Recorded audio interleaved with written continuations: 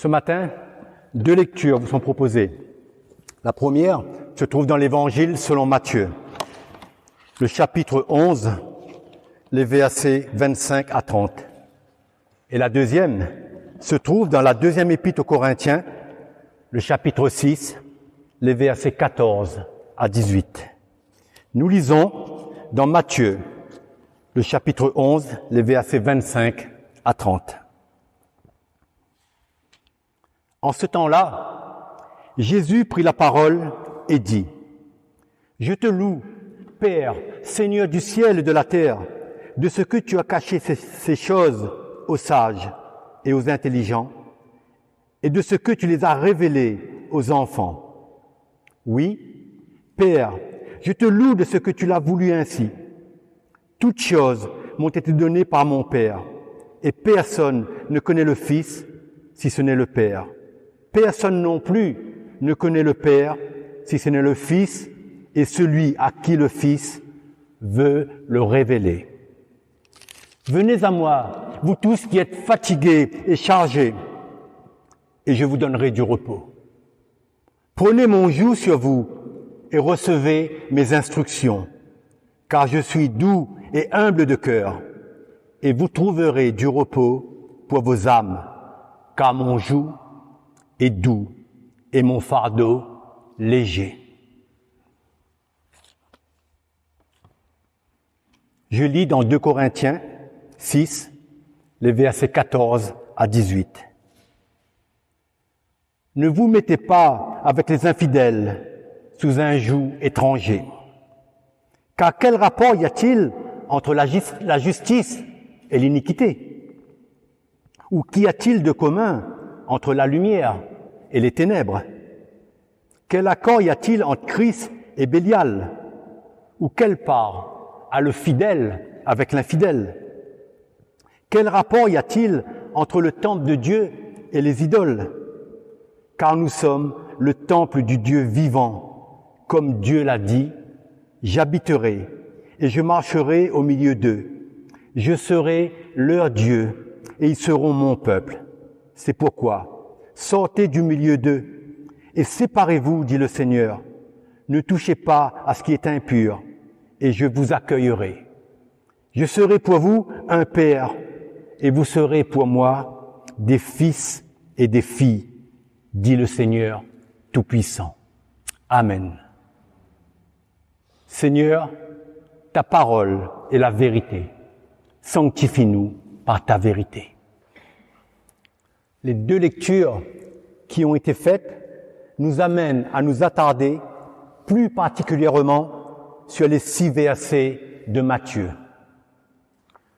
Nous verrons dans un premier temps les versets 28 à 30 de Matthieu, soit les 3 derniers versets, et leur contexte, et nous reprendrons dans un deuxième temps les 3 versets précédents qui, eux, se trouvent aussi dans Luc. Il ne faut pas oublier que Matthieu est juif. C'est le collecteur d'impôts que Jésus a appelé afin qu'ils le suivent. Matthieu s'adresse à des juifs et il faut donc s'attendre à ce que ces références proviennent de l'Ancien Testament.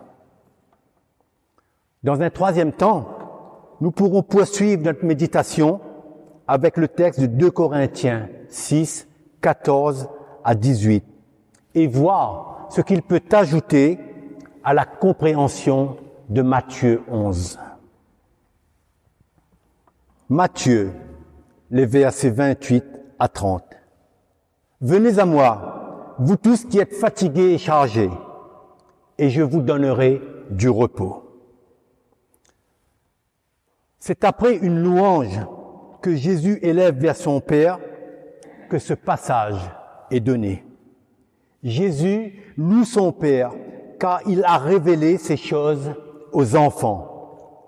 Mais en fait, c'est Jésus qui révèle le Père aux enfants. Et que veut Dieu pour ses enfants? Qu'ils soient dans son repos.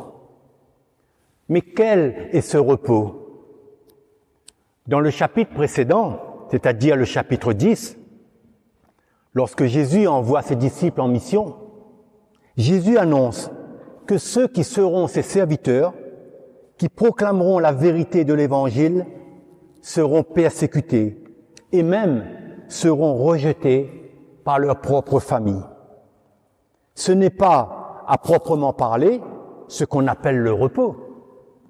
Alors, que veut dire Jésus et quel message Matthieu veut faire passer aux Juifs qui écoutent?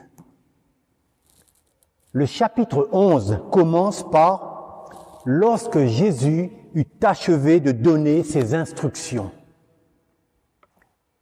Et le chapitre 11 finit par « Prenez mon joug et recevez mes instructions ». Jésus donne ses instructions et il faut les recevoir. Mais pourquoi dit-il cela? Les Juifs ont la loi et toute une ribambelle de docteurs de la loi pour leur expliquer comment ils doivent se comporter. Pourquoi écouter Jésus?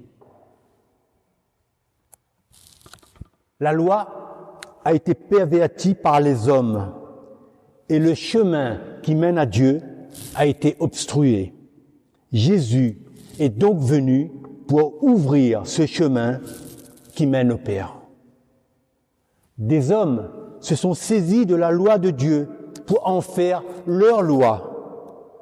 Au lieu de rendre un culte véritable à Dieu, ils ont créé un labyrinthe de lois dans lequel il est impossible de se retrouver, sans compter toutes les traditions. En Matthieu 23, 13, Jésus dit « Malheur à vous, scribes et pharisiens, hypocrites, parce que vous fermez aux hommes le royaume des cieux, vous n'y entrez pas vous-même, et vous n'y laissez pas entrer ceux qui veulent entrer. » Non seulement ces hommes empêchent ceux qui veulent entrer d'entrer, mais en plus, comme Jésus l'annonce, ils vont persécuter ceux qui vont vouloir entrer dans le royaume, quoi qu'il advienne. Jésus est venu redresser ce qui a été perverti. Il est venu accomplir la loi qui a été pervertie. Ceux qui ont caché la loi, voilé le royaume de Dieu, vont droit au malheur. Alors, lorsque Jésus dit « Venez à moi, vous tous qui êtes fatigués et chargés, et je vous donnerai du repos », ici, Matthieu fait référence au livre du prophète Jérémie. Il est écrit, je lis, « Ainsi parle l'Éternel. Placez-vous sur les chemins, regardez et demandez quels sont les anciens sentiers. Quelle est la bonne voie? Marchez-y et vous trouverez le repos de vos âmes. » Mais ils répondent, « Nous n'y marcherons pas. » Jérémie 6, verset 16. Nous n'y marcherons pas. Telle est la réponse donnée à Dieu. Il y a là un refus de servir à Dieu en esprit et en vérité. Et c'est ce qui est dénoncé en Matthieu. Jésus dit de la part de son Père, « Suivez le bon chemin sur lequel vous trouverez du repos pour vous-même, pour vos âmes. » Le verset suivant est la continuité. Jésus dit, « Prenez mon joug sur vous et recevez mes instructions, car je suis doux et humble de cœur, et vous trouverez du repos pour vos âmes. » Jésus dit en fait de prendre son joug. C'est se soumettre à son autorité. C'est comprendre que Jésus révèle le Père. La loi devient dès lors facile à mettre en œuvre, car c'est par Jésus qu'elle se met à la portée de tout un chacun. Ces trois versets définissent ce que Jésus désire pour chacun de ceux qui décident de le suivre. Les trois versets précédents, qui se trouvent également dans Luc, apportent une compréhension de ce que fait Dieu pour ses enfants. Voyons maintenant les versets 25 à 27. Jésus commence par une louange à son Père. Il dit, « Je te loue, Père, Seigneur du ciel et de la terre, de ce que tu as caché ces choses aux sages et aux intelligents, et de ce que tu les as révélées aux enfants. » Jésus nous dit que ceux qui ont perverti la loi, voilé le royaume de Dieu, sont des gens instruits, intelligents. Leur instruction et leur intelligence ne leur servent qu'à détruire, à s'élever contre Dieu alors qu'ils disent le servir. Quelle ironie, n'est-ce pas? Aussi, le Père cache les merveilles du royaume à ces gens pour les révéler aux petits, c'est-à-dire à ceux qui sont humbles et ne comptent pas sur leur sagesse et intelligence propre pour comprendre les choses du royaume des cieux. Ceux qui n'ont pas voulu entrer et ont empêché ceux qui voulaient entrer se trouvent dès lors confrontés à Jésus qui ouvre la porte d'accès à Dieu. Autant dire que la colère de ceux qui croyaient détenir la vérité est grande, d'où les complots contre Jésus. Les lourds fardeaux que faisait porter la caste religieuse volent en éclats. C'est un fardeau doux et léger que Jésus donne de porter à ses disciples. D'autant plus que ceux qui imposaient de lourds fardeaux au petit peuple sont dispensés. Et Jésus dira dans un autre évangile qu'il n'osait même pas toucher ces fardeaux avec le petit doigt. Et Jésus d'ajouter que tous ceux qui dictent la loi ne connaissent pas Dieu, ne connaissent pas le Père.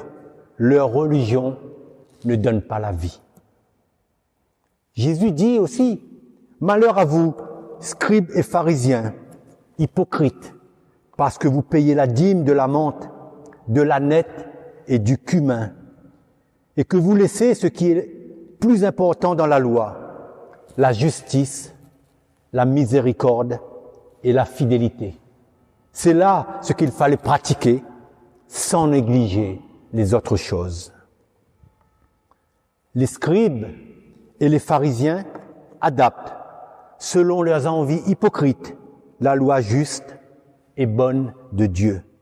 Ce qui est le plus important dans la loi est mis de côté, est mis au rebut pour ne mettre à la lumière que les choses les moins importantes.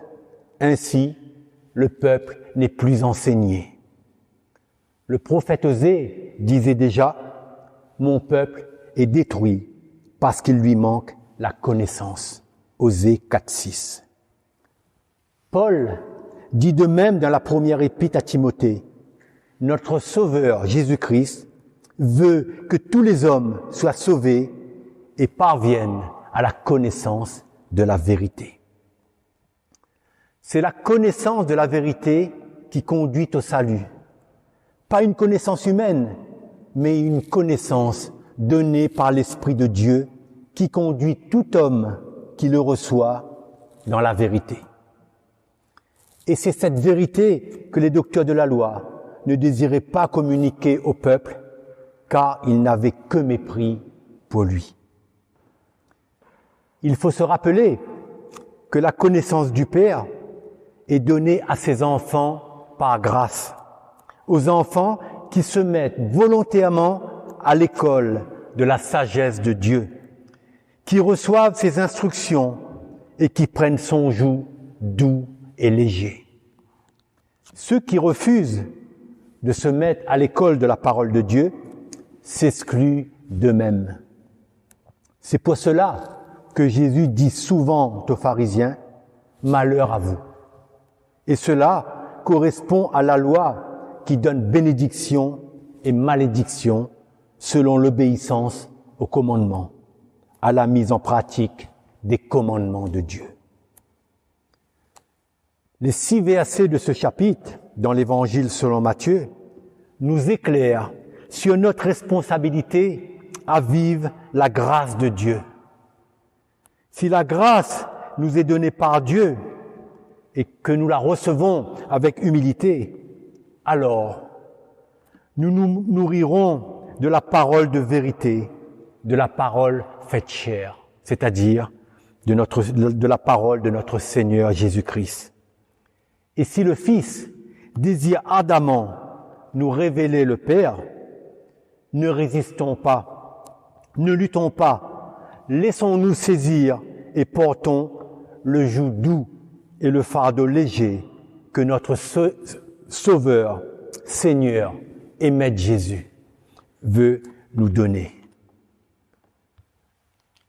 Après avoir entendu ce qui a été dit quant au premier point, nous devrions passer au troisième. Cependant, avant de passer au troisième point, il me semble nécessaire de nous replonger dans le présent, dans l'actualité de nos vies, ce que nous vivons maintenant. Jésus est venu pour nous révéler le Père et pour que notre fardeau soit léger. Pourtant, force est de constater que bien des chrétiens sont décontenancés par ce qu'ils vivent, surtout avec la crise sanitaire et son chapelet de restrictions. Certains sont dans l'angoisse, d'autres ont des nuits agitées, d'autres encore passent dans des moments difficiles tels que le deuil, la précarité, le chômage, etc. D'autres encore se questionnent et se demandent « Où est Dieu? Que fait-il? Pourquoi il n'agit pas ?» Déposons nos fardeaux au pied de la croix, car Dieu seul peut nous délivrer de toute angoisse. Aussi, tournons vers lui. Dieu est la réponse à toute chose et il désire être au centre de nos vies afin que nous le prions avec joie et espérance. Alors, quand les soucis vous assiègent, quand la fatigue devient quotidienne et difficile à supporter, quand votre énergie vous abandonne, quand l'avenir incertain vous oppresse, quand vous vous réfugiez dans le sommeil ou que la tristesse vous saisit, criez à Jésus, le chef et le consommateur de la foi, de notre foi. Prenez son joug et recevez ses instructions afin de trouver du repos pour vos âmes. Faites cela et la paix de Dieu qui surpasse toute intelligence gardera vos cœurs et vos pensées en Jésus-Christ. Ici, il faut comprendre dans ces paroles qu'en recevant les instructions de Jésus, qu'en obéissant à sa parole, cela signifie abandonner nos vies entre ses mains et faire sa volonté. À Gethsémani, Jésus était dans une grande angoisse. Il aurait aimé que la coupe du jugement de l'humanité lui soit épargnée.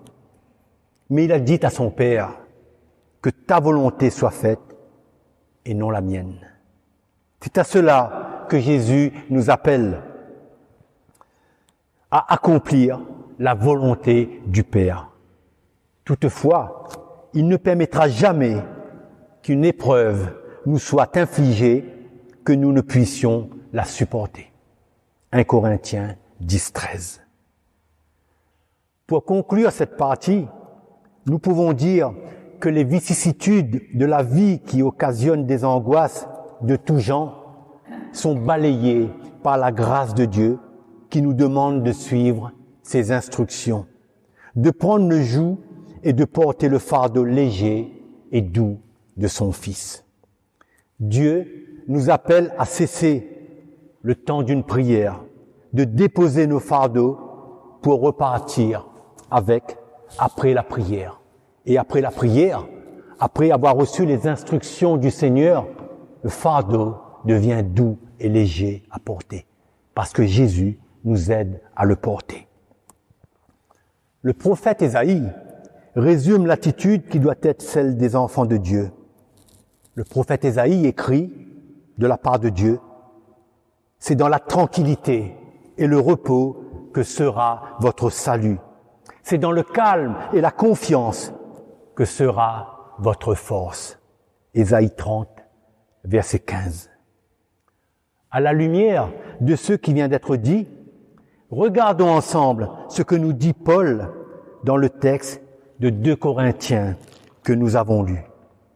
Comprenons comment Dieu veut que seul son joug soit posé sur nous.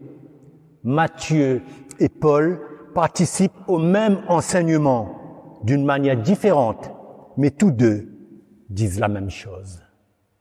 2 Corinthiens 6, 14 à 18. Le chrétien ne doit pas se mettre sous un joug étranger, c'est-à-dire, d'un point de vue spirituel, ne pas se laisser dominer par l'esprit de ce monde. Si Matthieu emploie le mot joug, en grec suion, Paul, quant à lui, emploie le mot hétérosus iuntes. Dans le mot que Paul emploie, il y a différents, opposés, hétéros. Que la Tob, la traduction œcuménique de la Bible, traduit par un attelage disparate au lieu de joug. L'image que Paul utilise signifie atteler sous un joug des espèces animales différentes. En effet, la loi l'interdisait. C'est ce qu'explique le Deutéronome. Le Deutéronome dit « Tu ne laboureras point avec un bœuf et un âne attelés ensemble. » C'est ce qui est appelé un attelage disparate. Et cette loi de Dieu, c'était pour préserver les animaux. Parce qu'un animal trop fort qui était avec un animal faible, il le tirait, il l'épuisait, l'animal était fatigué. Et parfois l'animal mourait même. Et c'était pour préserver les animaux que Dieu a donné cette loi. Le joug, normalement, réunissait 2 bœufs qui œuvraient avec la même force. Quant à l'attelage disparate, il fatigue jusqu'à l'épuisement de l'animal le plus faible. Paul encourage les chrétiens à se débarrasser de l'attelage spirituel disparate, c'est-à-dire les fausses doctrines, les croyances erronées enseignées par les faux docteurs.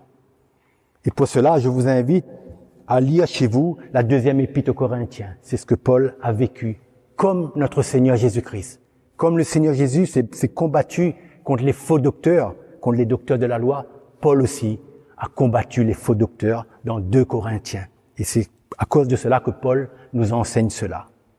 Lorsque Jésus dit « Prenez mon joug », cela signifie qu'il veut nous débarrasser du joug spirituel disparate qui épuise le chrétien pour ne garder que son joug doux et léger. À la place de notre joug, du joug spirituel disparate, Christ veut nous donner son joug doux et léger. Cela signifie, par conséquent, que la justice et l'iniquité ne peuvent cohabiter en nous, pas plus que la lumière et les ténèbres, car le chrétien est le temple de Dieu, et Dieu seul peut y habiter et y régner. Notre Père veut régner dans nos cœurs par sa justice. Il a envoyé la lumière parmi les hommes afin que nous la reconnaissions et que nous vivions par elle. Voici le joug que nous devons porter. Voici la soumission dont il est question, et le bonheur et la grâce habiteront en nous. Pour conclure, tout comme Jésus, louons le Père qui nous a révélé ces choses. Louons le Père qui en a décidé ainsi. Louons le Seigneur du ciel et de la terre qui nous a graciés, adoptés et qui donne du repos pour nos âmes. Dieu veut que nous ayons connaissance de sa parole, que nous nous appliquions à l'écouter, à la transmettre, à la mettre en pratique selon sa volonté et non la nôtre. Les événements de ce monde peuvent nous interpeller et nous devons prier en gardant les yeux fixés sur Jésus et sur Jésus seul. Recevons le repos de nos âmes en Jésus-Christ. Demeurons dans le calme et la confiance. Recevons la paix de notre Dieu qui surpasse toute intelligence. C'est ancré en Jésus-Christ que nous pouvons traverser la vie. C'est en restant sur le chemin qu'il nous éclaire que nous avons l'assurance de parvenir au but.